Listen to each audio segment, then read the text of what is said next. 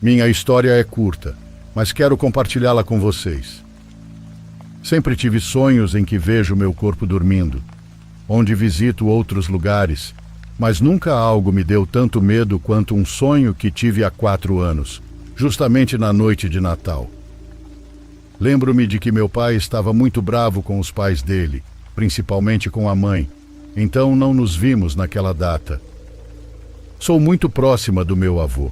Ele é a pessoa que mais amo no mundo, então não estar com ele no Natal foi o pior para mim.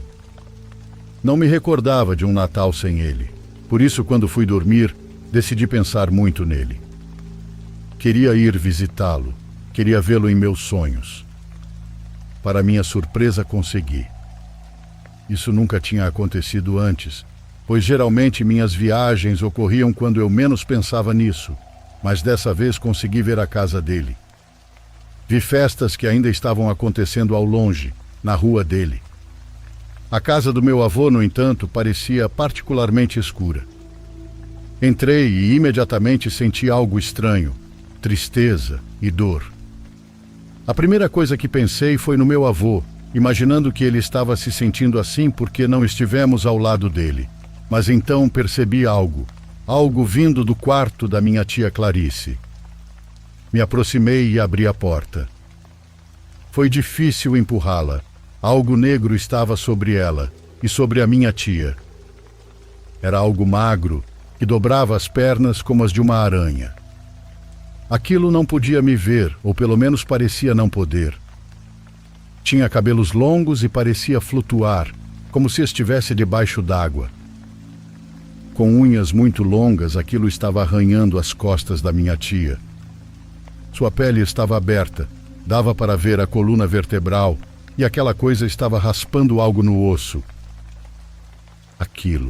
Aquela espécie de mulher escura sobre ela, de repente virou-se como se pudesse me ver, como se tivesse percebido que eu estava ali. Nesse instante, em 1 segundo, despertei. Estava de volta à minha cama. Mas sabe o que é mais estranho? Sabe o que me faz pensar que aquilo não foi apenas um sonho? Poucos dias depois, fomos informados de que minha tia Clarice estava muito mal, que não conseguia andar e nunca mais voltou a caminhar. Ela faleceu 1 ano depois, consumida por uma doença que nunca puderam realmente identificar. Já voltamos a passar o Natal com meus avós, inclusive na casa deles. Porém, é muito difícil para mim passar em frente ao quarto que foi da minha tia. Parece que algo ainda está lá, algo que só pode ser visto em outro plano.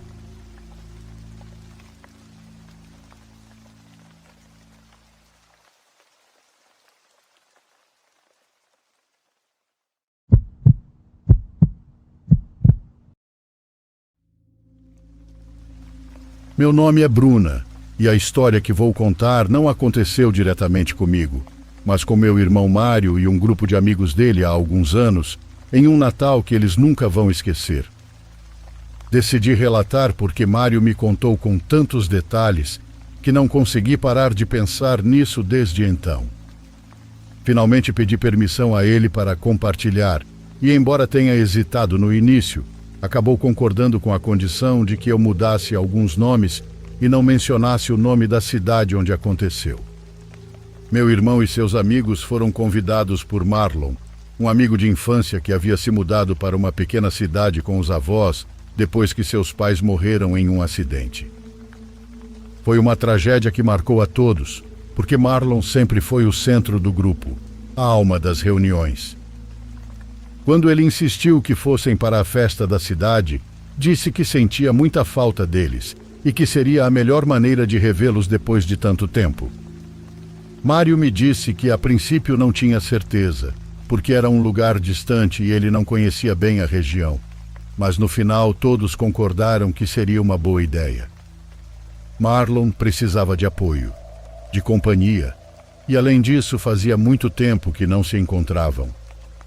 Assim, os 5 amigos organizaram a viagem e chegaram cedo no dia da festa. Marlon os recebeu emocionado, e Mário disse que, no começo, tudo estava muito bem. A cidade era pequena, mas interessante, e a casa dos avós de Marlon estava decorada com luzes e muitos enfeites de Natal, que davam um toque muito acolhedor e familiar. Eles ficaram felizes de ver Marlon em um ambiente tão confortável, especialmente depois de tudo o que havia acontecido. A festa também foi muito agradável, com comida, bebida, tudo o que se espera de uma reunião assim. Mas conforme a noite avançava, algo começou a parecer estranho. Mário não sabe exatamente como descrever, mas era uma sensação compartilhada pelo grupo, um desconforto sutil, como se algo dissesse que eles não deveriam estar ali. É como se o ambiente tivesse mudado de repente, não sei, como se de repente toda a cidade ficasse mais fria, mais silenciosa, disse meu irmão. Por volta das 11h30 da noite, os 5 decidiram que já era hora de voltar para a cidade. Marlon se despediu com um sorriso, mas Mário jura que no momento em que estavam indo embora, a expressão dele mudou, como se ele também quisesse dizer algo, mas não disse. Eles entraram no carro e no início tudo parecia bem. Eles confiaram na memória para o caminho de volta, mas logo perceberam que tinham pegado um desvio errado, provavelmente por causa da neblina, que a princípio atribuíam à fumaça dos fogos de artifício no ar. Tentaram usar os telefones, mas não havia sinal. Nesse momento, a neblina estava tão densa que mal conseguiam enxergar além de alguns metros. Mário me contou que ele e os amigos começaram a brincar para aliviar o clima, dizendo que a neblina parecia de um filme de terror, mas no fundo todos estavam nervosos. Foi então que ouviram cânticos natalinos. A música vinha de algum ponto à frente, ressoando através da neblina. Era uma melodia familiar, o típico coro de Natal, e isso os tranquilizou um pouco. Pensaram que talvez estivessem perto de outra festa e que poderiam pedir informações para sair dali.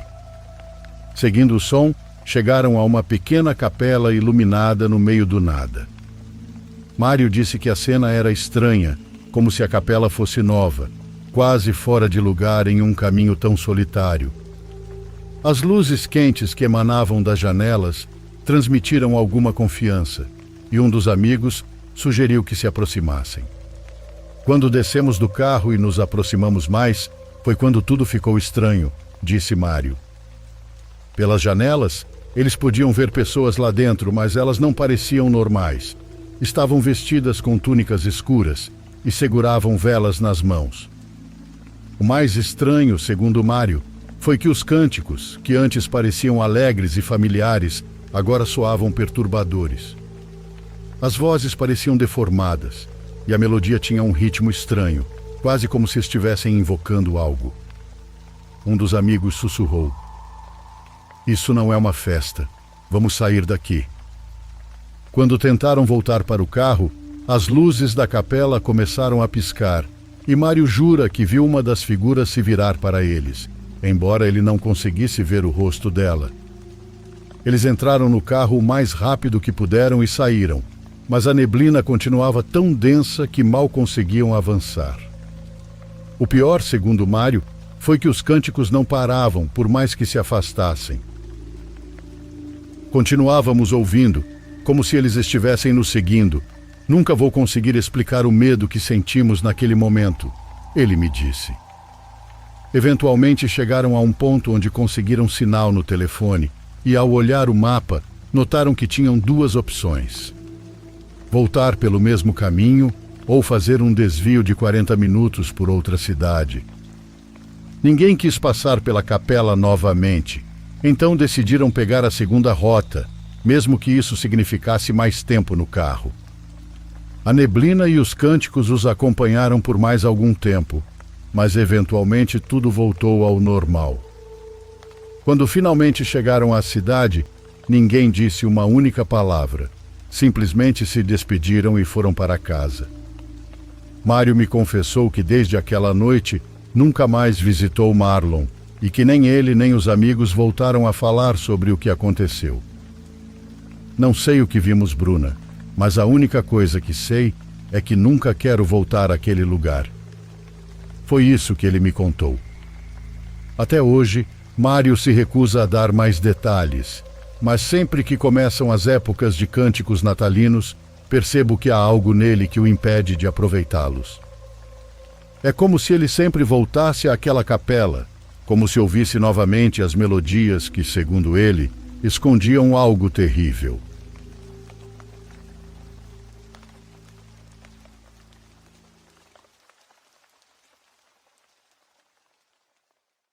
Por favor, curta e se inscreva se você estiver gostando. Agora continuamos.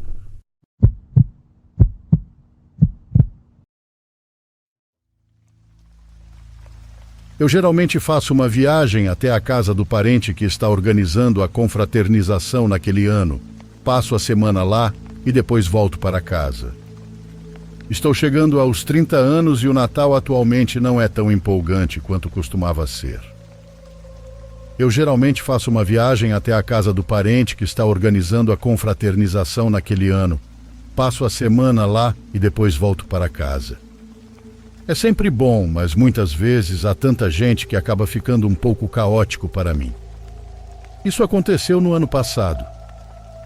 Eu aluguei um Airbnb perto da casa do meu primo, que estava organizando a confraternização. Ele mora meio que no meio do nada, então muitas das opções que encontrei para alugar eram cabanas pequenas. Escolhi uma praticamente ao acaso, e poucos dias antes do Natal, dirigi até lá. Os 2 primeiros dias foram realmente divertidos. Vi muitos parentes que não via há anos e gostei de colocar o papo em dia. Depois, chegaram ainda mais pessoas, talvez 40, amontoadas em uma casa de 3 quartos. Foi uma bagunça. No dia de Natal, passamos a manhã assistindo as crianças abrirem seus presentes e depois tomamos um grande café da manhã. Fiquei por lá até a hora do jantar e às 7 da noite decidi encerrar o dia e voltei para a cabana. O lugar ficava aninhado entre árvores nos arredores da cidade e eu achava a cabana bem agradável. Quando cheguei e estacionei na frente, notei pegadas na neve indo até a porta de entrada. Pensei que devia ser o anfitrião do Airbnb, talvez querendo verificar como estavam as coisas. Quando me aproximei da porta, ficou claro que ele não tinha entrado nem nada. As pegadas paravam. Talvez ele tenha esperado que eu atendesse a porta por um tempo e depois foi embora. Entrei, joguei meu casaco no sofá e me sentei em uma poltrona. Pensei em mandar uma mensagem para o anfitrião para perguntar o motivo da visita, mas imaginei que, se fosse algo importante, ele teria me mandado uma mensagem antes, então acabei esquecendo. Depois de apenas alguns minutos sentado, acabei cochilando. Devia ter passado uns 10 minutos quando acordei com o som da campainha. Levantei-me e fui até a porta, tentando esfregar o cansaço do meu rosto. Abri a porta e havia um cara muito alto, de cabelo preto médio e jaqueta marrom. Ele tinha um sorriso curto e me cumprimentou, apresentando-se rapidamente como o anfitrião do Airbnb e apertando minha mão. Eu ainda estava meio sonolento, então deixei que ele conduzisse a conversa enquanto eu apenas acompanhava. Ele perguntou como estava minha estadia e explicou que precisava verificar algumas coisas. Novamente, eu só acenei com a cabeça e não me importei muito com o que ele estava dizendo. Só percebi que, sem querer, tinha concordado em deixá-lo entrar para verificar as coisas quando ele já havia passado por mim e entrado na casa. Isso quase me despertou imediatamente. Ele entrou na sala de estar e ficou parado por um momento, olhando ao redor das paredes. Parecia até que ele nem sabia o que estava procurando. Foi aí que me lembrei de que ainda era o dia de Natal, o que tornava tudo ainda mais estranho. Por que ele precisava fazer isso no feriado? Não poderia esperar até amanhã ou ter vindo ontem? O comportamento estranho dele só me deixou mais desconfortável. Ele estava apenas andando lentamente pela sala, movendo a cabeça de um lado para o outro, claramente fingindo procurar algo. A ideia de que ele não era quem dizia ser começou a se insinuar na minha mente. Eu fui pego de surpresa por tudo isso, e sendo Natal, Simplesmente não esperava lidar com algo assim. Ei, você acha que poderia voltar amanhã? Tenho um monte de familiares que devem chegar a qualquer minuto. Ele parou de olhar ao redor e virou-se para mim. Seu rosto ficou rígido e ele parecia quase irritado por eu ter dito isso. Então, ele caminhou casualmente até a porta da frente como se fosse sair, mas em vez disso fechou e trancou a porta. Isso imediatamente me fez sentir uma onda de medo. Corri direto para o quarto e tranquei a porta atrás de mim. O homem correu até lá poucos segundos depois e começou a tentar abri-la. Eu não fazia ideia do que fazer. Minhas chaves do carro ainda estavam no meu casaco, no sofá, junto com o meu celular. Eu sabia que precisava agir rápido, então olhei para o fundo do quarto. Havia uma janela antiga com uma maçaneta que você empurrava para abrir, como uma escotilha. Corri até ela ouvindo a porta atrás de mim ranger e estalar a cada impacto, enquanto me espremi pela janela. Então corri para a linha das árvores. Ele deve ter ouvido minha fuga ou arrombado a porta logo depois que fugi, porque quando olhei para trás no meio da floresta, vi ele saindo correndo pela porta da frente. Eu estava bem coberto pela escuridão e ele parecia não saber para onde eu tinha corrido. Ele ficou lá fora por uns bons 20 minutos, antes de finalmente entrar no carro e ir embora. Esperei mais alguns minutos só para garantir, então corri de volta, peguei meu celular e liguei para a polícia. Durante a investigação, o dono da casa e anfitrião do Airbnb apareceram, confirmando que ele não era quem tinha parado na cabana. Dada a situação, não há muito o que investigar. Então só se pode supor que o homem descobriu que a cabana era um Airbnb e usou isso contra mim para conseguir acesso ao local. Suas intenções depois disso não são conhecidas, mas provavelmente não eram apenas roubar a cabana com suas decorações medíocres. Aquela noite foi por pouco, e acho que nunca mais serei tão confiante com alguém novamente.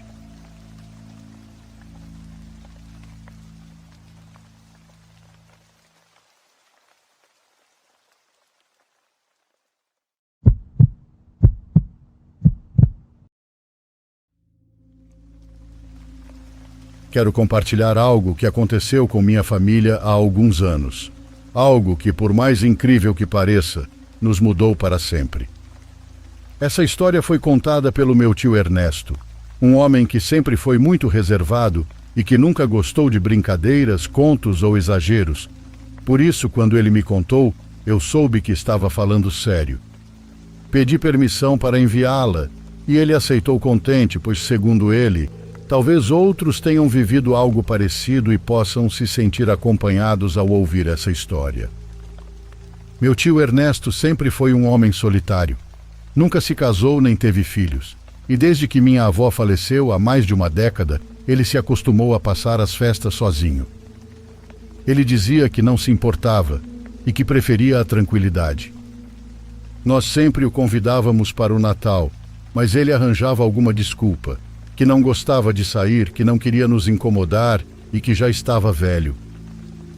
Na noite em que isso aconteceu, era 24 de dezembro, há cerca de 5 anos. Estávamos celebrando em casa e eu tentei ligar para desejar um Feliz Natal, mas ele não atendeu. Depois entendi o porquê. Naquela noite, enquanto estava sozinho em casa, ele recebeu uma ligação de um número desconhecido. Meu tio Ernesto, sendo desconfiado por natureza, pensou em não atender, mas algo o fez mudar de ideia, como se aquela chamada estivesse esperando por ele. Ele atendeu o telefone e disse: "Alô?" O que ouviu do outro lado da linha o deixou paralisado, pois era a voz da minha avó. Ela falou com uma calma que, segundo ele, o estremeceu mais do que se fosse algo violento ou ameaçador. Meu tio não conseguiu falar. Pensou que alguém estava fazendo uma brincadeira muito macabra e de extremo mau gosto. Mas a voz continuou falando. Ela disse que ele não deveria estar sozinho naquela noite, que o Natal era um momento para estar com a família. Meu tio finalmente respondeu, quase sussurrando: Quem é você? O que quer? Sou sua mãe, Ernesto. Por que me pergunta isso? Meu tio me contou que o tom da voz era exatamente como ele lembrava. Cálido, pausado, mas também com aquela firmeza que minha avó sempre tinha. Isso foi o que o confundiu. Ele não sabia se estava sonhando ou se alguém havia gravado a voz dela. Isso não é possível, disse ele, tentando se manter racional. Aquela voz no telefone respondeu: as coisas que você acha impossíveis não são menores do que aquilo que você pensa. Meu tio disse que naquele momento, algo dentro dele quis acreditar que realmente era minha avó. Era Natal, ele estava sozinho, e aquela voz o fez se sentir menos vazio. Ele se deixou levar, embora algo em seu interior dissesse que aquilo não estava certo. Ele perguntou por que ela estava ligando depois de tantos anos, e ela simplesmente respondeu: já te disse, porque não quero que você esteja sozinho. Não é seguro que você esteja só. Quando ouviu isso, o tom da chamada mudou. Meu tio disse que começou a ouvir um som estranho no telefone, como se houvesse vento ou alguém respirando perto da linha. O que isso significa? Perguntou ele, agora mais preocupado. Não posso ficar muito tempo, mas você tem que me ouvir, filho. Feche todas as portas e janelas da casa. Não saia por nenhum motivo. Não importa o que você ouça lá fora, não abra. Meu tio, pela primeira vez em anos, sentiu um medo que não podia explicar. Ele tentou perguntar mais, mas a chamada foi interrompida de repente. O silêncio que ficou depois foi ainda mais aterrorizante. Ele permaneceu sentado por alguns minutos, tentando processar o que havia acabado de acontecer. Finalmente, contra todo o senso comum, decidiu seguir as instruções da voz. Ele verificou cada porta e janela da casa, certificando-se de que estavam trancadas. Enquanto fazia isso, ele me disse que começou a sentir que algo não estava certo lá fora, como se o próprio ar se tornasse ameaçador, como se algo o observasse na escuridão. Depois de trancar tudo, sentou-se em sua poltrona com o telefone na mão. Ele estava decidido a não se mover até o amanhecer. Foi então que ele ouviu os ruídos. No início, era um som suave, como se algo estivesse roçando as janelas. Depois, os sons ficaram mais fortes, como se alguém quisesse entrar. O mais aterrorizante foi quando ouviu novamente a voz da minha avó, mas dessa vez não vinha do telefone. Estava lá fora. Filho, abra para mim. Está muito frio. Meu tio me disse que nunca havia sentido tanto medo em sua vida. Ele sabia que não podia ser ela. Algo dizia que o que estava lá fora era algo terrível, algo que não era humano. A voz continuou insistindo, mas ele não se moveu. Em vez disso, fechou os olhos e tapou os ouvidos, esperando que fosse embora. Eventualmente, os sons e a voz cessaram. Quando o sol nasceu, ele revisou a casa. Não havia sinais de que alguém estivesse lá, mas na janela da sala encontrou marcas estranhas, como se algo com garras tivesse tentado entrar. Desde aquele Natal, meu tio mudou e não passa mais as festas sozinho. Ele não fala muito sobre aquela noite, mas quando fala, sempre termina com o mesmo aviso. O mal existe e ele quer que estejamos sozinhos.